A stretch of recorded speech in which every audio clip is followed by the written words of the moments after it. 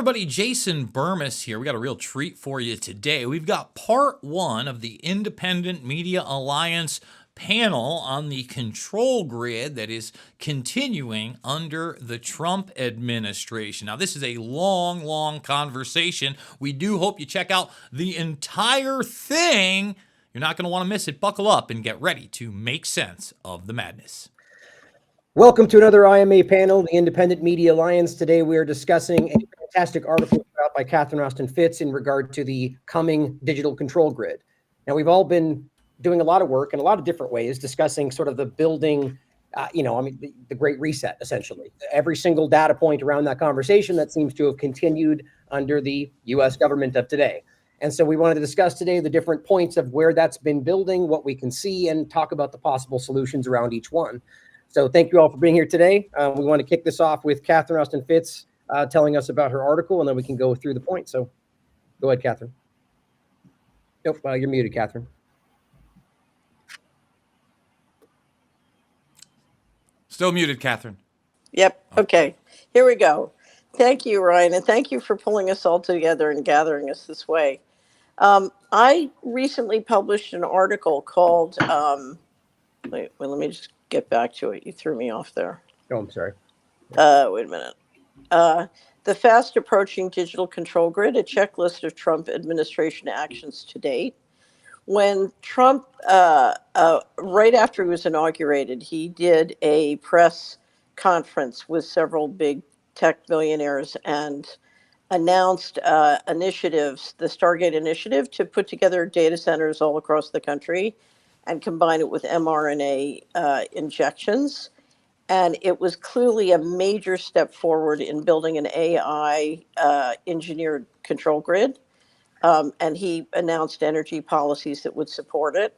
And so I put together an article literally in the first couple of weeks that showed all the different things the Trump administration was doing to build a digital control grid.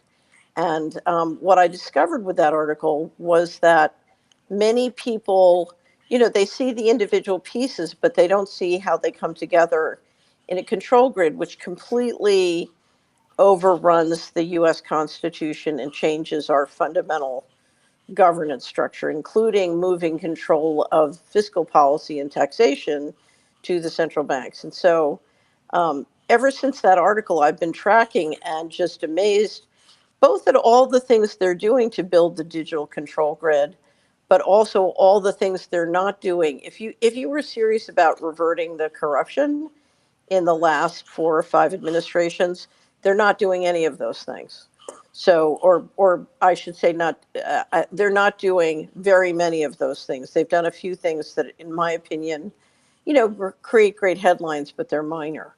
And so I put up a new piece where I just extended the old piece, and I had, I went sort of through my summary, and then I went through different categories. The first, let me just describe the categories. The first was money. The second was the war on cash. The third was financial disclosure, which to me is a major issue. The fourth was digital IDs. We've never seen an administration more aggressive on digital IDs, which we know is the next big step to building the control grid. And then digital payment systems. And then finally, let me go down, the Internet of Bodies. And that gets into the mRNA, telecommunication systems, changes in assets and how federal assets are managed, and finally energy, because we know that the digital control grid is unbelievably energy consumptive. And then finally, looking at both budget, Federal Reserve, and some other minor things. And, by gathering everything together, it was funny, people kept asking me about, why do you think they're building the digital control grid? And Ryan, literally the list got so long that I found myself doing interviews and forgetting to mention one. So I thought, okay, I need a checklist. So this is Catherine's interview checklist, or that's what it started out at. But as you can see, there is extraordinary number of items, and this is not an accident. People say, well, we're sure Trump doesn't know. Of course he knows. This is obvious. Anyway, so my hope is that because there are so many real solutions, but they all require us getting out of the pendulum between what I call the political version of your food choice is McDonald's or Burger King. Hmm. Your political choices are not, one part of the uni party versus the other part. We have real choices, but we have to just leave the pendulum between the different parts of the uniparty behind. And Mhm. my hope is that this will help people see the different parts of the digital control grid coming and understand their time is much better spent. Instead of watching TV and being entertained by Donald Trump, it's much better spent stopping the real ID or working with state legislators to do things to protect financial transaction freedom. Anyway, so that's my introduction. I really appreciate all you guys coming together to talk about this, because anything we can do to help people see how these different pieces snap together in a literally a digital concentration camp. And the more people who create friction and refuse to go along, the better off we all are. Couldn't agree more. And since we got everyone here now, we can go through the quick roundabout here. We have Jason Bermas today, Ian Davis on the top right, Steve Poikinen, Kit Knightley in the middle, Catherine Austin Fitz, Derek Rose. And, in general today, Catherine, is any spot that you'd like to start on in regard to the list, or should we just start with the top with money? I would start down because we sort of go inside out. But Perfect. Let's start with money and essentially destroying, ending currency as we know it. Yeah. Well, as you write in the basic summary, an all digital currency and monetary system is essential to institute a digital control grid. So different than the actual digital monetary system around it all, the specific digital currency dynamic. And you mentioned the Genius Act, which I was looking over a second ago in regard to the, kind of like the stable coin, the legislation that's going forward. So anybody want to jump in and kick it off? I mean, obviously there's a Can thousand can directions. I just mention one thing on the Genius Act? So Trump has made a big deal about, we're not doing CBDCs and we're canceling CBDCs, and people think that has meaning. Hmm. But if you look at the CBDC, it would have been done by the Fed. So primarily the lead would have been the New York Fed. And if you look at the Genius Act, it's just saying all the guys who own the Fed are going to create subsidiaries and do stable coins, which is basically programmable money with less oversight by Congress. So it's sort of, meet the new boss, same as the old boss. There's, Well, it's a different version of CBDC. right. But worse, as you're pointing out, there's less oversight. So it's the same problem, but far, just a worse version of it, which is such a Right. typical way this always goes, where they give you something that everyone wants to push back on. But usually you get like a less bad version that you accept. This just seems like a worse version, but it's more of a kind of a shell game. So anybody want to jump in on that topic? Digital IDs, like, the way it all connects, or specifically, sorry, back to digital currency in particular and how we see that going. Any thoughts jump to mind for anybody? Well, we've seen the rise of Brock Pierce, right? Jeffrey Epstein's good buddy in Tether, kind of taking a major foothold in what is going to become not necessarily like CBDC, but the face of U.S. stablecoin going forward. And there's been $700 million invested, and then another round of several $100 million invested, all to position Tether. And again, Brock Pierce in this particular position of leverage. And we're kind of finally seeing like the merger of PayPal Mafia and cryptocurrency all wrapped in with a nice tight federal bow. Mm-hmm. And did anybody vote on this? Was anybody asked about this? Did anybody give an opinion to where it may be in the contrary of, no, I would rather not have my entire financial system be on a blockchain where at the whim of some bureaucrat I can have my entire life shut off? I don't think any of this occurred, but it's still happening. And the people that are assembled here and a handful of more people are about the only ones willing to say anything at the expense of algorithmic reach, or the expense of our shows or whatever else we're trying to put out. Yeah. Go ahead, Jason. Well, I'm not sure whose feedback that is, but there is some feedback. Yeah. I would say this. I mean, right now, we're in the first 3 months of the administration.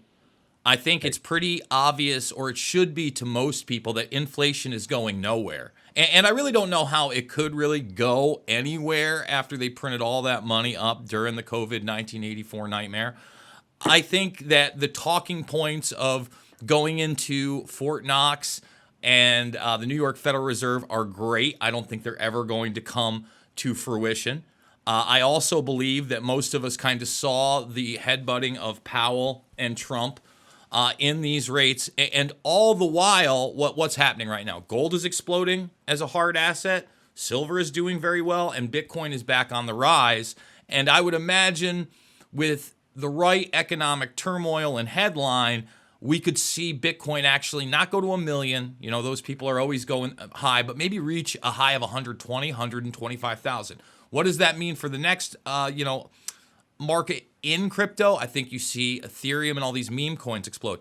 In fact, Trump, I just saw a report today, is going to be having a meeting with the top holders of his meme coin, right? Remember when Trump came out and that just exploded? So I think there's going to be a lot of exploitation on that level as they move more people into the comfort of using this device on the blockchain. For instance, Venmo, PayPal, you can buy Bitcoin on there right now. You know what I mean? And I'm sure that's going to go into more and more crypto. I think they will hedge their bets. And, you know, kind of like we talked even before the administration took place, we all know that a digital currency is part of the plan. So that's going to be pushed forward. I mean, to imagine it would not be when Peter Thiel was such a huge part of the push at the very end of this administration getting in. You have Vance, etc. I don't know what the public's going to think about it. I mean, I think if you keep it so people can still afford things and you still have the rhetoric on television, unfortunately, I don't know how we get back to a pushback on that. I don't believe anybody here thinks that we're going to get an honest audit of the Federal Reserve, et cetera. I'd love to see that. You know, there's been talks of Ron Paul. Those talks went away very, very quickly. So unfortunately, you know, and in this very first part, Catherine talks about an AI and crypto czar. You know, one of the things that wasn't really highlighted in the article that's extremely concerning to me is that, well, AI is a buzzword. We've not taken out the government fascistic aspect of AI, in that the chief AI officer, artificial intelligence officer program, is still going. And that means that our government is literally involved at the Defense Department level on every company developing both software and hardware in this regard, and essentially decides how far it goes. I mean, all these companies are being audited by the government. And again, the only ones that are beyond this audit are government agencies. It says it right in the CAIO doctrine. Anybody can read right now. So that's extremely also concerning when we're talking about cryptocurrency, because they are going to end up going hand in hand. I don't want to take too much more time, but unfortunately in this regard, I don't necessarily know how you slow this down. And instead, I think that people are going to have to navigate it by, multiple investments in multiple things, and really hard assets and resources like actual physical property, like you've done, Ryan, owning your own home, owning your own piece of land, knowing your neighbors, etc., creating your own barter type systems, which still do exist in pockets of the United States outside of these big cities that they don't want to tell you about, even in the big cities as well. So that's kind of my thoughts on the monetary system. I would love to believe that we're going to have some kind of quote-unquote golden age and economic boom, but I only see really that economic scale up if people start adopting the digital grid, right? Then they'll give them a little bit of a bone to encourage other people to get on the train before they pull the rug out. Mm-hmm. I'd like to jump in real quick if I can. Can you guys hear me okay? Yep. Cool. A little echo, I think. You're good. Yeah, Catherine, thank you for putting that together. I was just looking over. I hadn't had a chance to look at it before today, but I think it's a great summary of everything going on and for people to really get a grips of the role that the Trump administration is playing. I just wanted to add two things. One, for a brief moment, to say, I told you so, and to go back to some articles that I wrote at the Last American Vagabond prior to the election. And, when a lot of people didn't want to listen, pointing out all the connections with Peter Thiel, the connections to Elon Musk, of course, the military industrial complex, et cetera, et cetera. And thankfully, more and more people, I think, are listening. Of course, there's the diehard MAGA folks who aren't going to hear anything we're saying regardless. But I do think even those who are optimistic and skeptically voting for Trump, or just didn't like Harris or whatever, and felt this was the only choice they could make, are now starting to see a bigger picture. I'd also like to point to, I don't know if you already have it pulled up, Ryan, or not, but we just published a new article I wrote at the Last American Vagabond yesterday called Welcome to the Palantir World Order, which kind of picks up on the threads that you were pointing out, Catherine. There's just one area I did want to mention just in terms of the finances. I found a report from ProPublica talking about Peter Thiel, a Peter Thiel funded company, as well as connected to all the usual players, Andreessen Horowitz and David Sachs is in there. The company you guys may have heard of called Ramp, which is a financial company. They focus on doing AI software for businesses, kind of helping them analyze their finances. And I've seen more and more people using this company. But ProPublica is reporting that there have been 4 private meetings recently with Ramp executives and the Trump administration's appointees to the General Service Administration, which obviously focuses on federal contracts. And you look into who Ramp is. Of course, they're funded by Peter Thiel through the Founders Fund in 7 different rounds. They also have Keith Robos, I think is how you say his name, Kozla Ventures, with also Thrive Capital, which is, of course, Joshua Kushner, Jared Kushner's brother, Trump's son-in-law. And then 8VC, which is a venture capital firm funded by Joe Lonsdale, who is, of course, another co-founder of Palantir with Peter Thiel and Alex Karp. And so the General Service Administration, which handles federal contracts, is now potentially going to partner with Ramp, which is a total Peter Thiel cabal fund company, to start handling some of their federal contracts. So just another piece of that puzzle of how this, the Thiel acolytes and those connected in that whole universe are getting further ingratiated there. I also want to point out, we did report at Last American Vagabond months ago, and I know we talked about it on our previous panels here, the role that Howard Lutnick is playing. Steve mentioned Brock Pierce, but Howard Lutnick as well is a big component of this and a big piece of the puzzle. His connections to Tether, of course, him as Commerce Secretary. Again, I say it half jokingly, but also like, I told you so, we told you so. The information was all there. So no big surprises for me, but hopefully putting it together in this format that you have, Catherine, as well as the article I just put out, which similarly tried to just summarize all these different areas that we're seeing Peter Thiel connected companies, and of course Palantir directly, Palantir partnering with the IRS, SpaceX and Palantir saying they're going to build the Golden Dome over America, Palantir helping ICE find immigrants and probably more people in the future.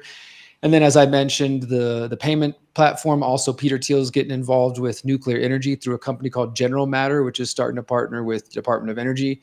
So just there's so many examples. And of course, that doesn't even get into Israel and the connections there. So, I mean, even going beyond just the focus of the digital aspect, which is obviously a big cornerstone of the puzzle, we're seeing Palantir and Peter Thiel and the whole PayPal mafia all up in the federal government, various contracts in different ways.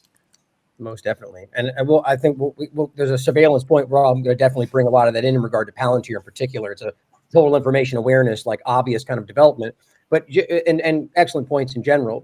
To the actual Ramp point you brought up, and I was curious if Catherine or anybody else, what your thoughts are on this, because I had this pulled up in the overlap to the digital currency conversation. Now, any real financial dynamic like this would be one more way they could kind of coerce you into that. But I wondered, Catherine, anybody else, if you have any thoughts on this program? So I just wanted to jump in because and pick up on a couple of things that Derek said. One, if you look at if you and I were, if this group of people were to go into the U.S. government and say, we're going to get to the bottom of where the fraud's been going on and stop it, we would have gone to HUD and DOD. If we said we're going to build a social credit system to control, what we would do is we would go to the Treasury payment data, the Social Security payment data, and the IRS payment data, which is exactly where they went like a heat-seeking missile. And we would basically download that data and provide it to our partnership between Musk's AI company and Palantir. And if you read the Wired reports, that's exactly what they did. So, at one point, Naomi Wolf said that's $1 trillion worth of data. And in fact, if you look at high quality payment data of that kind, I don't think that's an unreasonable estimate. So, So if you look at the data game, they are clearly building, the control grid, and Palantir's role in this is critical, which is why I'm so glad you guys have published this recent piece. I also want to mention something else. Does everybody remember when we would send over pallets of cash to Iraq? Okay.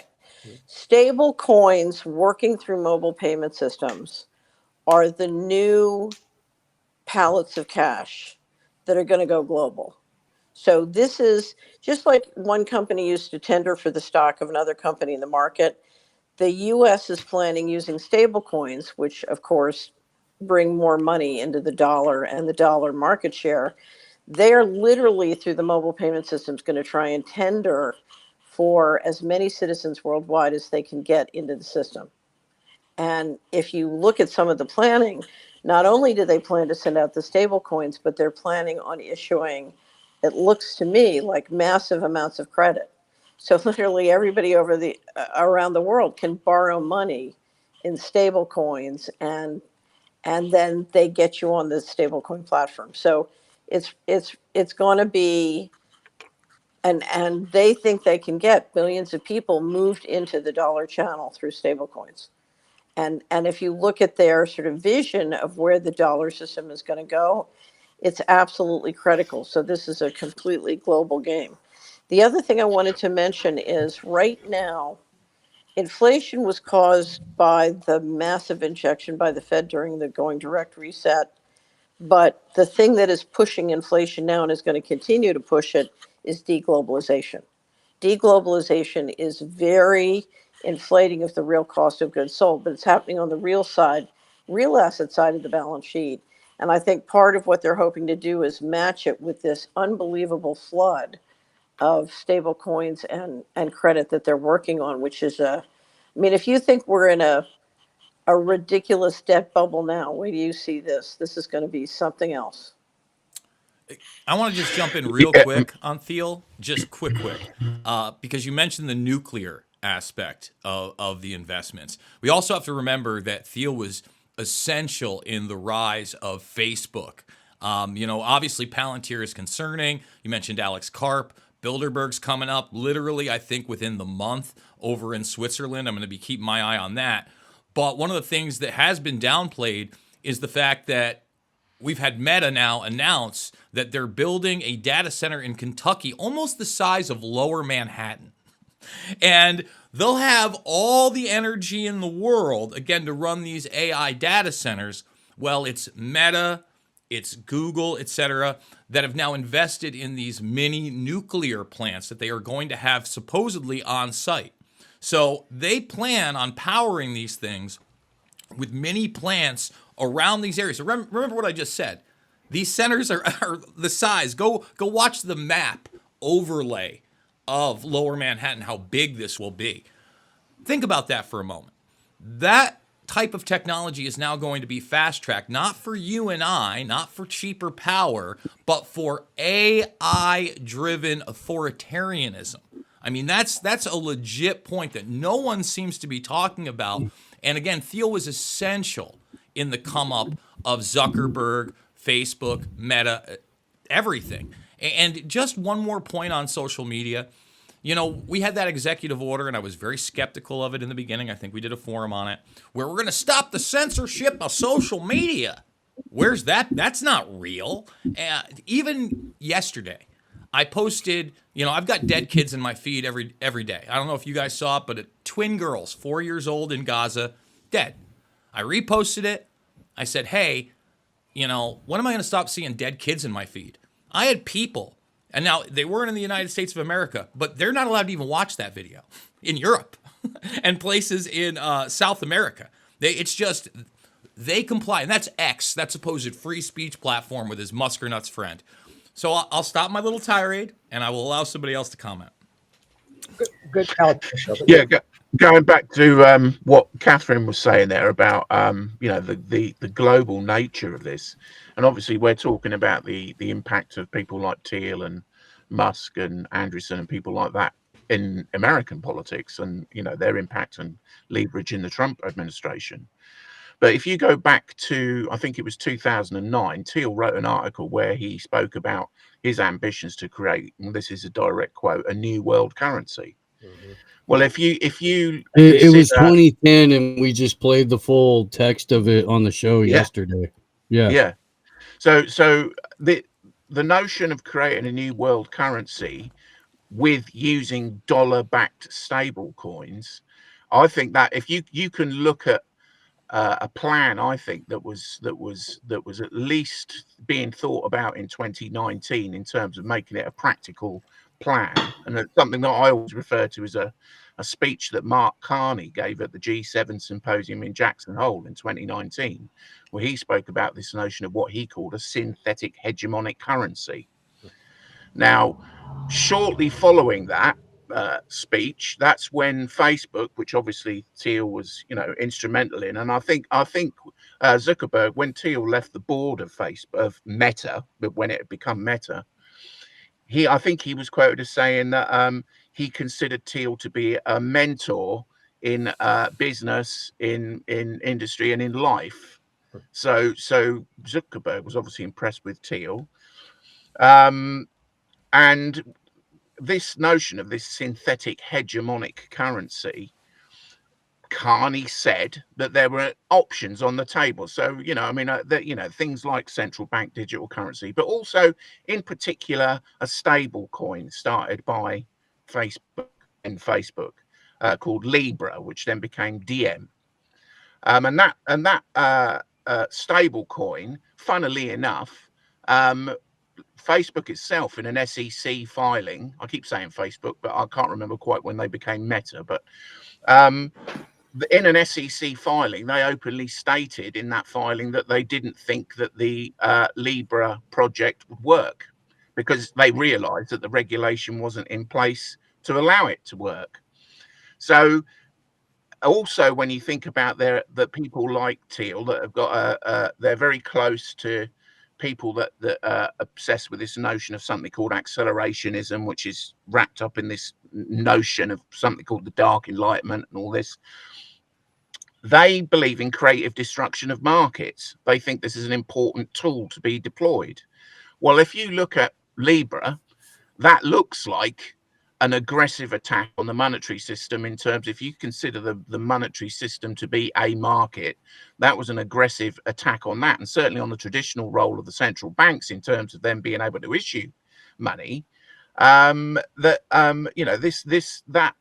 created the framework for the regulatory process. And we had people like Teal and Zuckerberg were meeting with Trump during his first administration in private for private meetings when Zuckerberg was being quizzed about Libra in front of the world, and certainly in front of the Senate and in front of various committees. They were having private meetings, and lo and behold, shortly after those meetings, the DM project, which it had become by then, suddenly became, it was going to be backed by a basket of currencies, and then it was backed after these meetings. It was suddenly going to be backed 1-to-1, pegged to the dollar to the US dollar. Well, when you look more closely at the notion of interoperable currency, which is what the Bank for International Settlements has been absolutely obsessed about for many, many years, we've already seen things like what a team at Warwick University, they've already onboarded in the US using from fiat to a stable coin, a USDC stable coin. So this was Circles, and then offboarded at the other end in France directly in euros in real time across borders with very, very, very low transaction fees, with a transaction that tracked exchange rates by 0.02%. So that 0.02% variance was more than saved. Was more than covered by the extremely cheap transaction fees. So they are building. I suggest, and I think that the US move towards US dollar backed stable coins is very much part of this. they are building a global network of interoperable digital currencies. And I think the more that you look at it, when you think about what Carney might have been talking about when he was talking about a synthetic hegemonic currency, is that rather than having and he was very much concerned about protecting the power of the dollar as well. And clearly, with people like Teal backing things like Paxos, which is a one-to-one US dollar custodian of its digital stablecoin, things are moving in that direction. And it would seem that that in all likelihood, a US dollar denominated stablecoins are going to be the dominant kind of currency in a new model of international monetary and financial system, which is going to be wholly synthetic and therefore centrally controlled. So, Ian, let me ask you a question. It looks to me like they're building this parallel track with stable coins so that they can bypass a lot of the national controls in the current banking system. So you're looking in a funny kind of way, you're doing same old, same old. You're just skipping all the different toll booths. Is that fair to say? Yeah, I mean, I think things are still up in the air. I think there Hmm. was a notable exchange between Augustine Carstens and I can't remember her name now. Uh, she's an academic Lagarde? anyway. Oh no! No, Oh, no, it oh, oh! wasn't I know Lagarde. No, what you're talking about. Yeah, she was an academic, yeah. and he was saying that if we're going to have these stable coins that are backed by US treasuries, why shouldn't we just use CBDC, wholesale CBDC and trade assets as we normally have, but just use wholesale CBDC? And her response to him was, well, why should we bother with this third party? Why do we have to trust central banks with all their strange biases?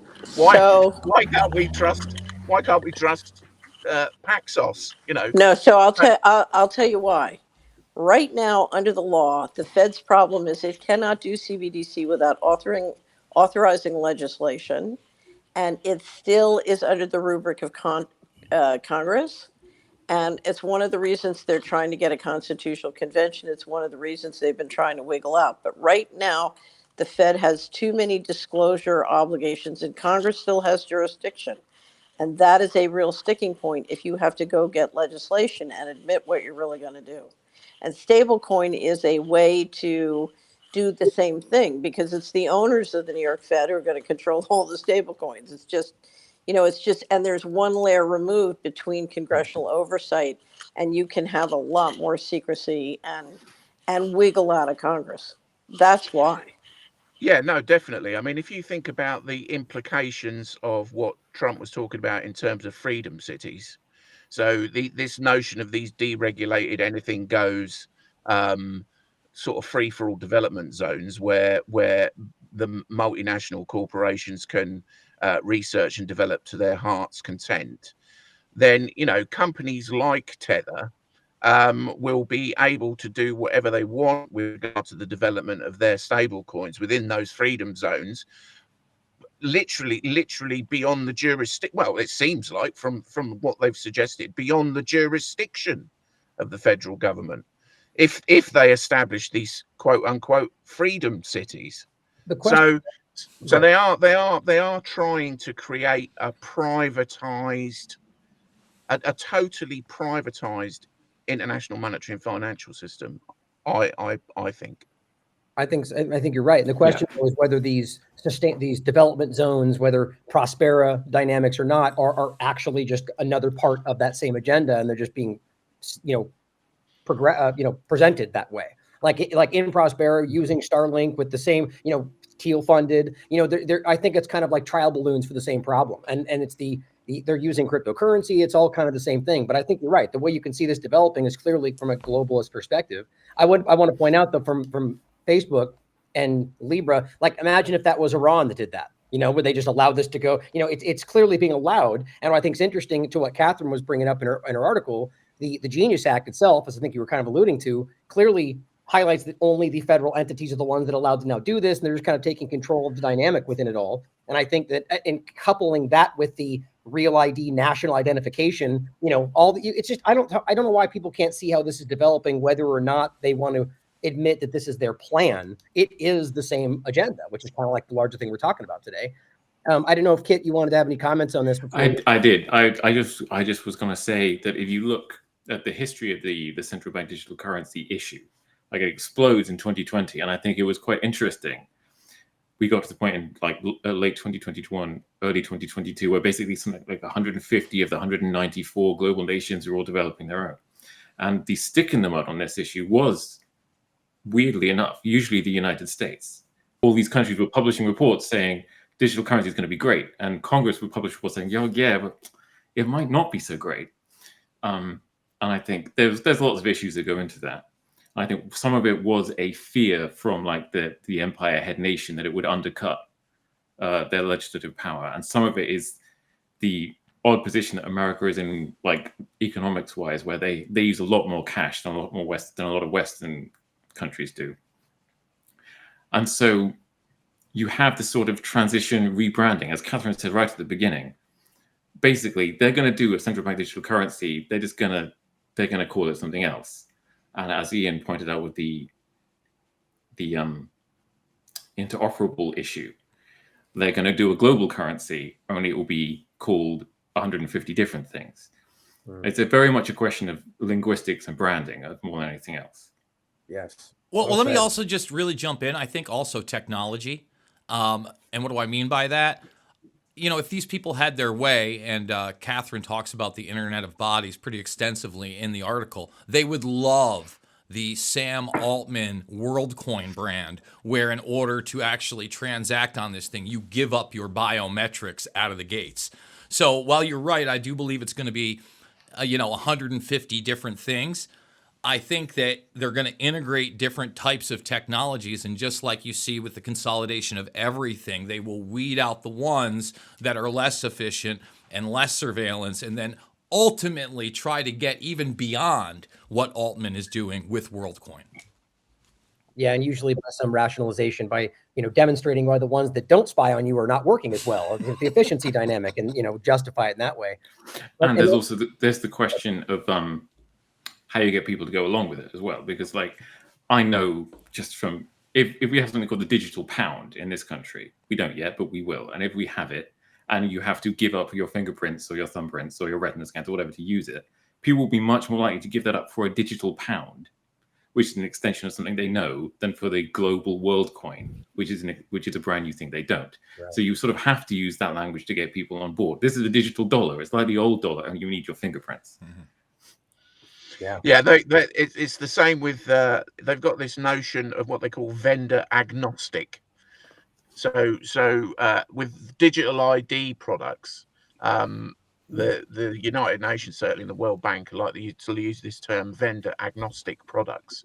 So it's independent. The creator of the product is independent. It's not part of any kind of collected network or anything like that, despite the fact that they talk about everything being interoperable in terms of its machine readable messaging exchange systems. So already they've started talking about ISO 2022 compliant digital ID products.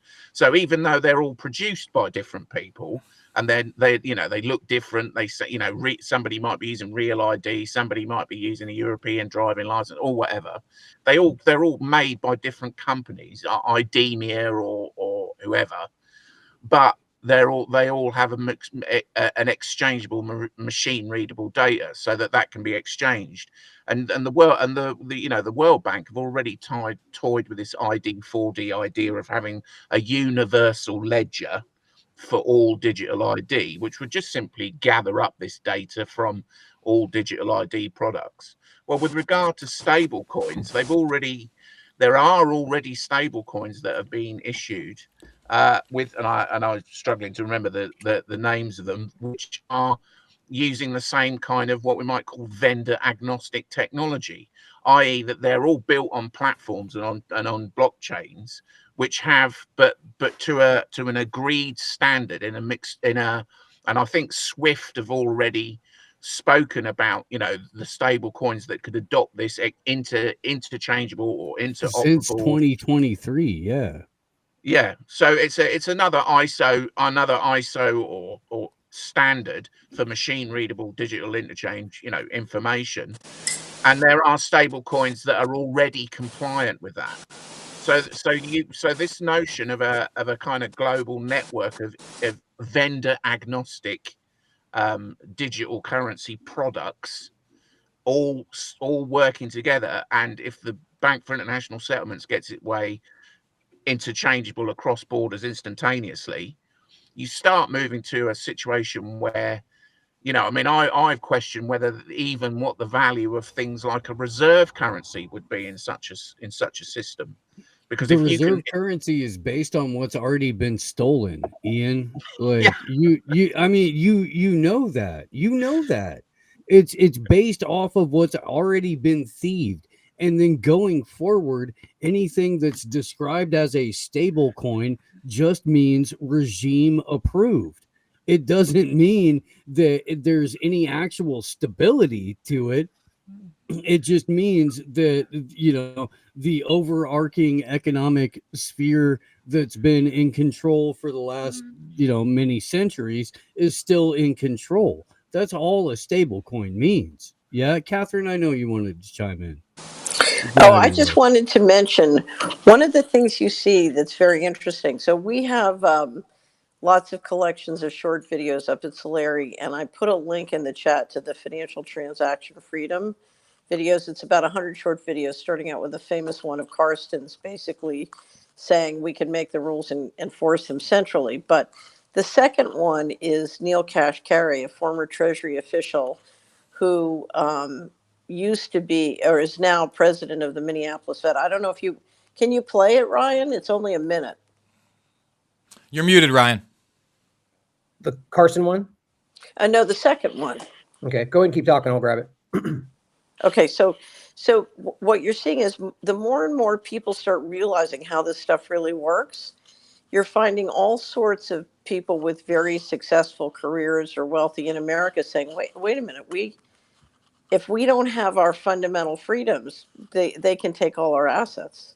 And they're starting to realize that they're on the menu. And here you have a president of one of the 12 Federal Reserve banks saying Americans should never do a CBDC.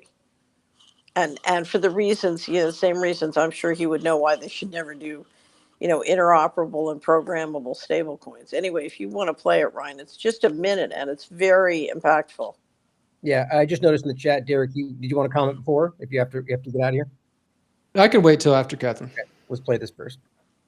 Anybody at the Fed or outside of the Fed to explain to me what problem this is solving.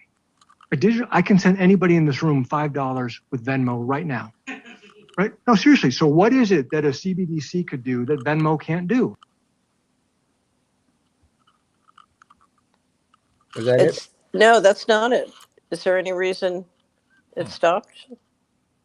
No. I don't know why. Well, here, let me go ahead. Yeah, it seems to be playing in the background. Hey, but let me remove it really quickly and add it again. See if that works. Okay. I'll bring up Derek's article if you want to talk about this, Derek. Oh, sure. Yeah, I don't want to intrude, but I wanted to go back just briefly to the point that Ian was making about the Freedom Cities. This was reported earlier in April by Reuters about, of course, Ken Howry, who we pointed out months ago, is connected to Peter Thiel, and they got him now in the position of ambassador for Denmark, which is, of course, part of their desire to make Greenland part of the U.S. as they build the tech native North America. This report is just showing how, I think you mentioned, Ian, did you mention Praxis? I think you did. I didn't, but yeah. Okay, well, so this ties into some of the companies and some of the things you were talking about. Praxis is one of the companies. There's also another one called Promos, I think it is, and Pronomos Capital. And this is tied to Andreessen, it's tied to Peter Thiel, tied to Lonsdale, again, the whole PayPal mafia. But what this article is just talking about is that these discussions are already ongoing, and that whole cabal is already one of the places they're planning to do it. And this may be one of the reasons, besides resources, they're so interested in Greenland. Apparently, they're already in discussions. According to the article, Praxis co-founder Dryden Brown told Reuters that companies have already approached them about helping them to establish a so-called Freedom City in Greenland. And yeah, this is just part of that overall move. So whether or not it happens in the U.S. or the Trump and his team really do try to take control of Greenland in some capacity, these ideas are being discussed, and it's the same people tied to Prospera in Honduras, which Ryan mentioned. You have what's his name, Friedman, the grandson of Milton Friedman's involved in that. Patty Friedman, I think. Joe Lonsdale, Peter Thiel, Elon Musk, of course. So, yeah, these discussions are ongoing. And then I just want to insert one other thing before I do have to head out in just a couple of minutes, because I was reading some of the comments, and I know that people in all of our collective audiences maybe know some of these details, if not all the details, and if not all the specifics.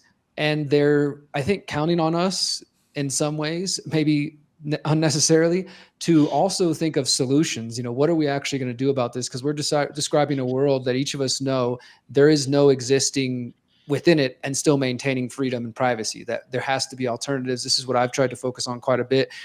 So I just want to encourage everybody who's listening to this to take heart that, the Independent Media Alliance is about trying to raise awareness and talk about things that you might not be hearing from others in the mainstream alternative media, but we're also very much aware of the need for solutions. I know Catherine's focused on this as well over at Solari, and others have. So, we don't have the perfect answer for you and your life necessarily. Everybody's got different resources, financial situations, desires, et cetera, et cetera.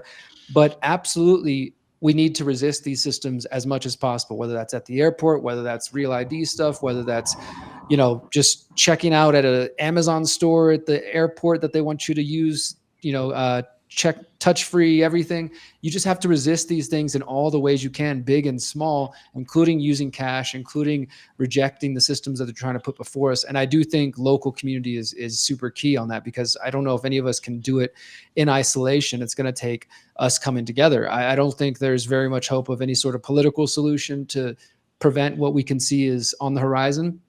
So if we're going to, if we're not going to wait on that and not just trust the plan, then we need to count on ourselves, count on our communities, our churches, whatever it is you got, your own family, extended family, and really start having these hard conversations. So find the people near you who care, who can see what's going on, and start having those conversations. And then more importantly, start coming up with an action plan. Or where's your red line in the sand? What are you willing or unwilling to do? If it means maintaining privacy and freedom into the long term, not just for your life, but for the coming generations. Because if you don't know where that line is, then the next thing you're just going to accept the digital IDs when they roll out. You're going to accept facial recognition at the airport. And then before you knew it, all the things you've been watching podcasts about and watching documentaries about for years are going to be your reality. And I don't think anybody wants that. So yeah, I just wanted to throw that in there. I'm glad you brought it up, Derek, which is funny. We discussed before starting that one of the central parts of today was to discuss the solutions. What's funny is we haven't even gotten past point one. It just shows you how much information there are around so many different things.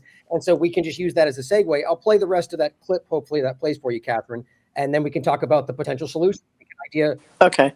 specifically for the digital currency. So let's see if this plays. Anybody at the Fed or outside of the Fed to explain to me what problem this is solving. I can send anybody in this room $5 with Venmo right now. Right? No, seriously. So what is it that a CBDC could do that Venmo can't do? And all I get is a bunch of hand waving. I get a bunch, well, maybe it's better for financial inclusion. Maybe it's better for cross-border remittances. Maybe. Is there any evidence that it is? And, they say, well, what about China? China is doing it. Well, I can see why China would do it. If they want to monitor every one of your transactions, you could do that with the central bank digital currency. You can't do that with Venmo. If you want to impose negative interest rates, you could do that with the central bank digital currency. You can't do that with Venmo.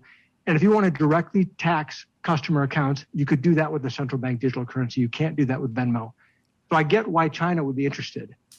Why would the American people be for that? Good question. What are your thoughts, Catherine? Okay, so here we have the president of one of the 12 Federal Reserve banks in 2023 at Columbia saying we should never do a central bank digital currency.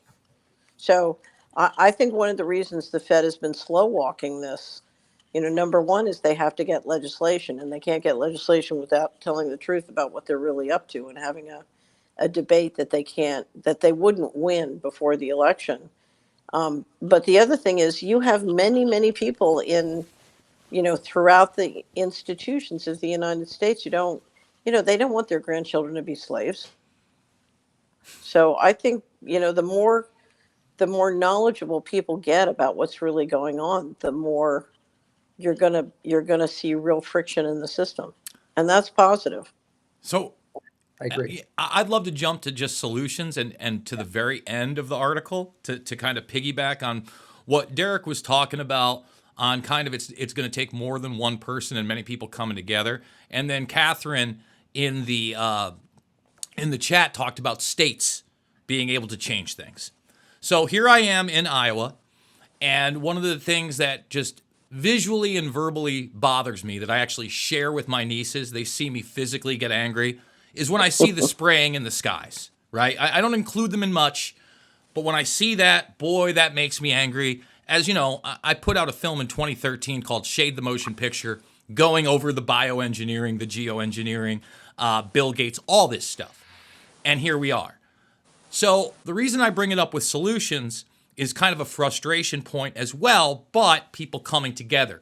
Here in Iowa, just about 2-3 months ago, my state senator, a representative named Jeff Shipley, who I've had lunch with, is a very good man, actually brought legislation, anti-geoengineering legislation, to the House, to the state. And people got to speak and the whole nine, and they tried to ban it. Now, my friend Todd McGreevy, he runs a print publication here called the RC Reader since 1994, and he spoke there. The Democratic opposition came to speak. Todd was very familiar with this gentleman. He was kind of surprised that he was here. He was wondering why he was there. Well, he had his whole little canned speech ready to go. And that canned speech goes like we've heard so many times. There is no evidence that this is actually happening. But if they are doing this to protect me from global warming, I want to be safe.